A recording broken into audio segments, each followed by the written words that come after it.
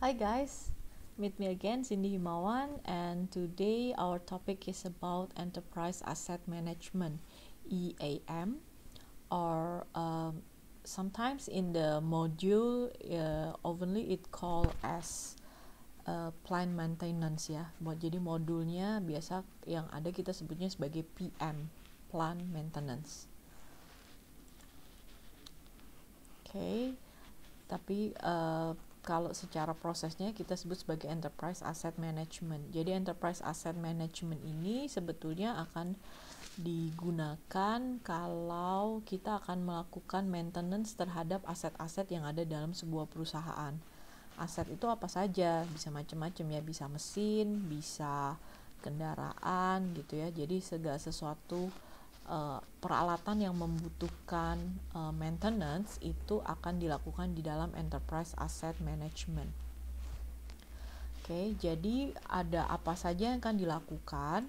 Bisa melakukan yang namanya plan repair, artinya repair, perbaikan yang memang sudah direncanakan. Jadi biasanya kalau mesin-mesin itu kita sudah tahu kapan sih akan melakukan perbaikan gitu ya.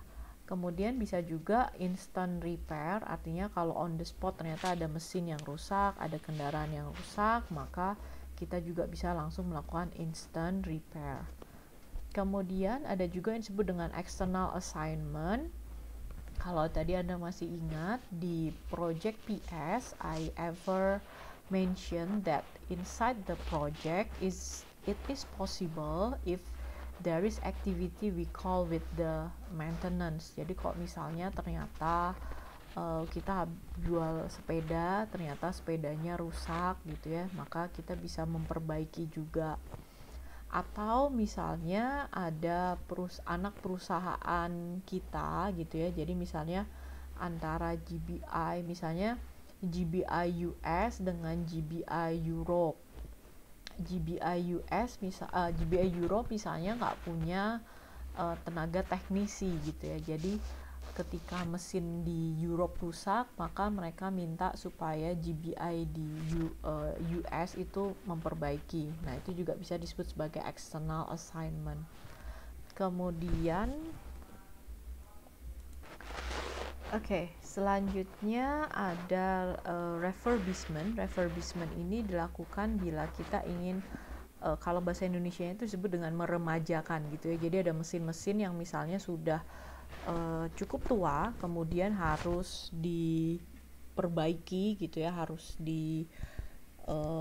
misalnya mesin di dalamnya harus diganti gitu, atau misalnya kalau biasanya refurbishment ini biasanya ke kendaraan gitu ya. Jadi kalau misalnya kita punya kendaraan yang sudah lama kita beli, maka harus direfurbish, artinya diubah, entah casingnya diubah gitu ya, jadi yang penyok-penyok diperbaiki, atau misalnya mesin di dalamnya diganti, itu juga bisa. Kemudian ada yang disebut dengan preventive plant maintenance, artinya sebetulnya preventive plant maintenance ini mirip seperti yang plan repair gitu ya, tapi kalau yang plan repair itu kan biasanya kita sudah rencanakan, jadi setiap sebulan sekali ya kita servis kendaraannya, sebulan sekali ya diservis mesinnya misalnya gitu. Tapi kalau yang preventive plant maintenance ini uh, lebih ke kita memonitoring kayak, jadi mestinya tuh memang wajarnya mesin itu 1 bulan di maintenance gitu ya, di service.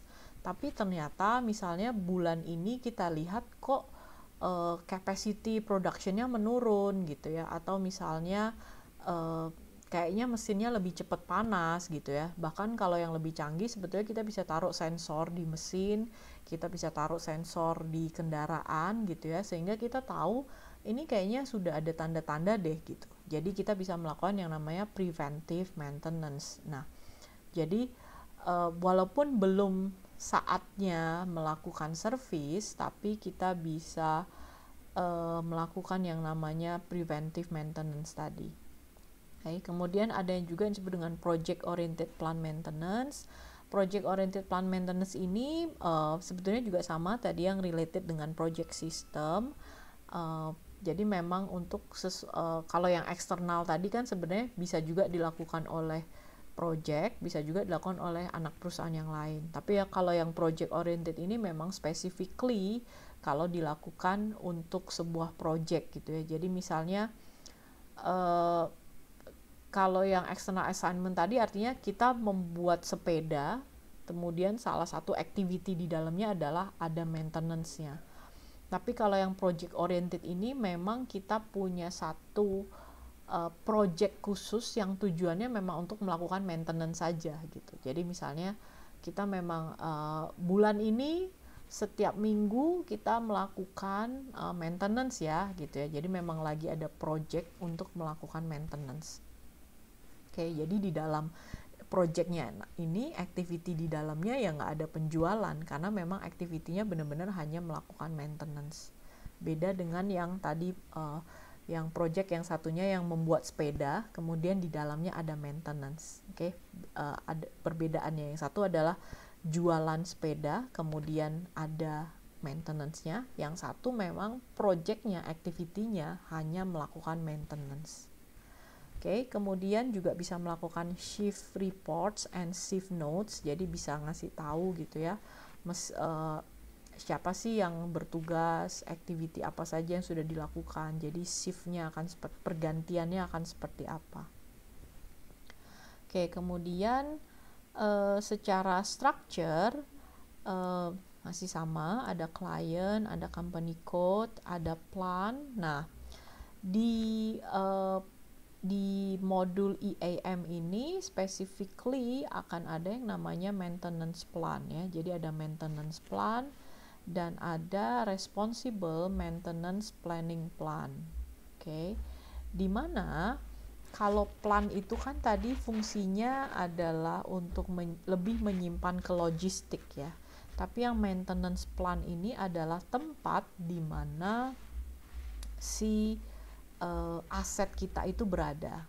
Oke, jadi misalnya kalau aset kita bentuknya adalah mesin gitu ya, jadi dia diletakkan di maintenance plan yang mana sih gitu ya. Jadi lebih ke lokasinya ditaruh di work center yang mana gitu, karena hubungannya mesin dengan production planning ya. Masih ingat ada work center. Di production planning kita mendefinisikan step by step routingnya, kemudian routingnya itu kita definisikan ada work center, karena work center itu adalah jadi activity ini dilakukan di mesin yang mana. Nah, artinya mesin ini tadi yang membantu proses produksi, kita harus identifikasi ini mesinnya tuh diletakkannya di mana sih gitu ya. Apakah mesinnya misalnya install, artinya install tuh dia memang dedicated gitu ya, jadi memang udah dipasang di situ, nggak bisa dilepas gitu ya. Atau apakah kalau misalnya kita bicara tentang asetnya adalah kendaraan, maka sebenarnya kendaraannya kan akan mobile gitu ya, sehingga kita bisa definisikan kendaraan ini tuh biasanya parkirnya di mana sih, garasinya yang di mana sih gitu ya. Itu yang disebut dengan maintenance plan. Jadi di mana letak asetnya akan berada. Nah, kalau yang responsible maintenance planning plan itu adalah, jadi maintenance planning plan adalah plan yang akan melakukan proses perencanaan dan proses implementasi maintenance-nya. Oke, jadi dia akan merencanakan kapan sih ini harus di service gitu ya, kemudian nanti implementasinya akan seperti apa. Nah, itu disebut dengan responsible maintenance planning plan.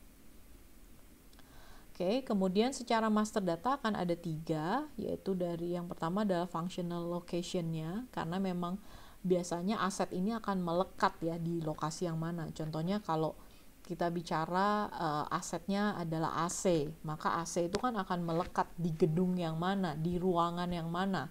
Nah, that's what we call with the functional location. Oke, atau tadi kalau misalnya mesin, maka dia diletakkan di work center yang mana. Atau kalau kendaraan tadi ya, maka dia diletakkan di plant section yang mana gitu. Oke. Kemudian ada equipment. Equipment ini berarti asetnya tadi. Oke, jadi barangnya tadi, atau bisa yang bentuknya mesin, kendaraan gitu ya, segala sesuatu yang memang butuh untuk diservis, dilakukan maintenance. Kemudian ada yang namanya bill of material. Jadi as I explained before, yang namanya bill of material itu kita nggak bisa bilang bahwa bill of material adalah komponen untuk membuat. Oke, bukan. Tapi karena bill of material ini sebetulnya bisa digunakan untuk dalam kasusnya EAM ini, berarti bill of materialnya adalah komponen yang digunakan di dalam sebuah equipment. Oke, jadi BOM ini intinya adalah komponen apa saja sih yang terdapat di dalam sebuah produk. Oke, itu bisa digunakan dalam kasus production. Kalau dalam kasus production, maka ketika kita bicara BOM, maka BOM di production, maka komponen apa yang digunakan untuk membuat produk tersebut. Tapi kalau kita bicara BOM di sales, maka komponen apa saja yang dibutuhkan untuk menjual produk itu. Jadi bisa jadi misalnya ada produknya, finish goods-nya, ada plastiknya, ada sedotannya gitu ya, satu pack. Nah, itu disebut juga BOM SD. Kalau di AM, maka BOM-nya adalah spare part-nya. Apa saja sih spare part yang akan dibutuhkan dalam ketika kita melakukan maintenance di dalam equipment ini. Jadi kalau kita bicara AC, maka ada spare part di dalamnya apa saja, ada misalnya ada bautnya, ada freonnya gitu ya, dan lain sebagainya. Itu disebut dengan BOM-nya. Oke, jadi ada 3 master datanya. Kemudian secara proses, proses yang pertama kita sebut sebagai notification. You can see the detail later in the page 24 to 25. Di mana notification ini nantinya akan memberitahukan ada kerusakan apa sih gitu ya, ada malfunction apa, dan jadi kira-kira kebutuhannya atau ada kerusakan apa atau requirement-nya apa. Jadi kalau malfunction kan berarti ini mesinnya nggak bisa nyala gitu ya, atau misalnya AC-nya panas. Nah, itu disebut dengan malfunction, ada sesuatu kerusakan. Tapi kalau kita bicara tentang requirement, artinya bicara apa saja sih yang mau diservis gitu. Jadi bayangkan seperti Anda akan datang ke bengkel gitu ya, Anda akan cerita sama tukang bengkel Anda, mobil saya kok AC-nya panas, misalnya lampunya nggak bisa nyala. That's what we call with the malfunction. Kemudian kalau requirement berarti saya ingin melakukan pengecekan, misalnya ada tolong cek deh rodanya gitu ya, misalnya misalnya Anda mau ngasih tahu tolong dicek tadi rodanya, tolong dicek wipernya, tolong dicek apa gitu ya. Nah, itu yang requirement apa. Nah, bedanya adalah kalau notification ini artinya memang sebetulnya notification ini biasanya akan digunakan kalau kita memang sudah untuk plan repair gitu ya. Jadi memang yang untuk sudah kita rencanakan biasanya akan ada tadi, khususnya kalau misalnya kita punya yang external assignment atau kita punya yang preventive plan maintenance gitu ya. Jadi begitu ada kerusakan gitu ya, maka sistem bisa kasih notification muncul, oi ini ada yang rusak gitu ya. Kemudian atau oi ini sudah 1 bulan saatnya ganti oli misalnya. Nah, itu disebut dengan requirement. Nah, kemudian setelah ada notification, maka kita akan melakukan yang namanya planning, di mana planning ini akan mendefinisikan maka kita akan melihat ya. Jadi kalau kita punya ada tadi sudah tahu bahwa ada malfunction ini dan requirement ini, maka activity-nya akan yang dilakukan ada apa saja gitu ya. Jadi akan diarahkan dengan ini. Kalau misalnya butuh ganti oli, maka ya operationnya ada ganti oli. Kalau misalnya AC-nya panas, maka ya akan dicek gitu ya, ada pengecekan AC. Maka operation termasuk komponen ini berarti spare part apa saja yang akan dibutuhkan gitu ya. Terus apakah ada special tools yang dibutuhkan. Jadi misalnya kalau kita bilang kita mau ngecek AC outdoor, ternyata AC outdoornya itu ada di lantai 50 gitu ya, sehingga kita mesti pakai tangga dari luar gitu kan. Tangganya kan berarti harus spesial tuh, kebayang tangganya 50 lantai. So we need to define special toolsnya apa. Atau misalnya Anda harus mengetes mesin tertentu, harus mengkalibrasi gitu ya, mesinnya kayaknya kurang pakem lagi nih, jadi harus dikalibrasi, harus punya toolsnya apa. Oke, termasuk nanti ada plan cost-nya. Cost-nya berarti biayanya akan ada berapa. Nah sebenarnya tadi saya miss, operation ini sebenarnya kita bisa membedakan juga apakah operationnya akan dilakukan secara internal atau eksternal gitu ya, sehingga nanti secara cost kita juga bisa menghitung. Jadi kalau ada operationnya internal dan eksternal, maka cost-nya itu berapa, komponennya kira-kira berapa sih yang dibutuhkan. Kalau butuh tools, maka apakah kita harus menyewa atau bagaimana gitu ya, maka nanti akan ada plan cost-nya sudah dihitung terlebih dahulu.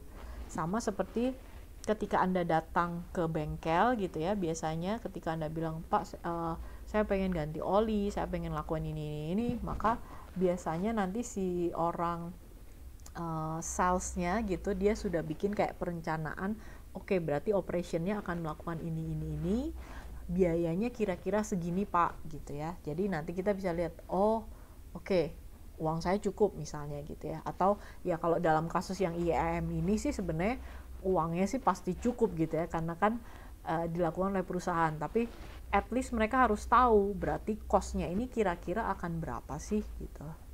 Oke, kemudian setelah planning oke, semua sudah direncanakan, maka akan membuat yang namanya maintenance order atau kita sebut sebagai MO. Ini ya, ada MO. Oke, di MO ini akan jadi MO-nya di controlling ini, MO akan dibuat, kemudian nanti akan dirilis gitu ya. Dimana sebetulnya MO ini nanti isinya sebetulnya sama juga ya. MO ini isinya ada mendefinisikan ini tadi, ada operationnya ada apa saja gitu ya. Ada operation apa saja sih,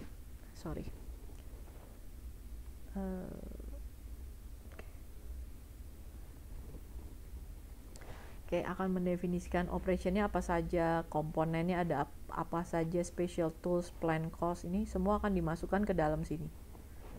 Oke, jadi ketika maintenance order ini di-create, sudah memasukkan data-data yang dari planning tadi, kemudian akan dirilis. Dirilis itu berarti oke, kita akan menjalankan gitu ya, sehingga akan mengprint ini ya, melakukan dokumennya, si working instruction paper ini akan di print.